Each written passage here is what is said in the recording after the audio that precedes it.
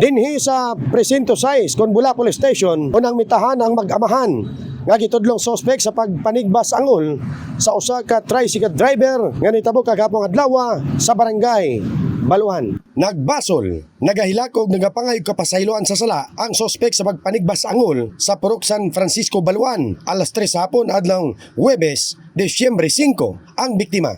Giila nga si Janry Villute, 19 anyos. Gisagang sumala panini ang sundang sa dihang gitigbas punting sa ulo. Ang mga suspek silang Jason Torres, 41 anyos, usa ka panday, og nagpuyo sa Amaw Road, Sitio Ruica, Bula. Kuyog ang iyang anak nga si Lorenzo, 21 anyos. Voluntaryo kining misurrender sa Bula Police Station human sumala pa ang insidente. Ang hinungdan mao ang away sa iyang anak og sa kapuyo nga babae sa iyang anak. Ano gid disgrasya lang gid pasensya na gid mga gid pasaylo.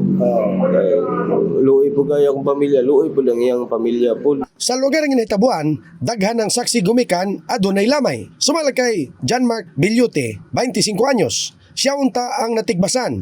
Gumikan siya ang nagsita kay Lorenzo. Oo, nagdala nagsundang sir, pati ang papa. Oo, kami nagatubang ay una. Asawa. Asa man niya sa man? Diri sa may, diri ba? Or sa Amot. Pikas.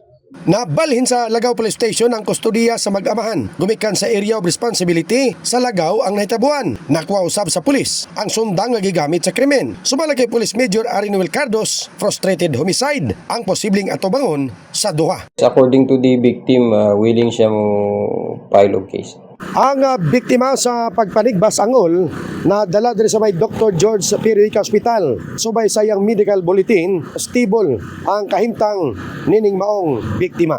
In the heart of changing lives, kini si Ver Jason sa 89.5 Brigada News FM Jansan. The Music News Authority.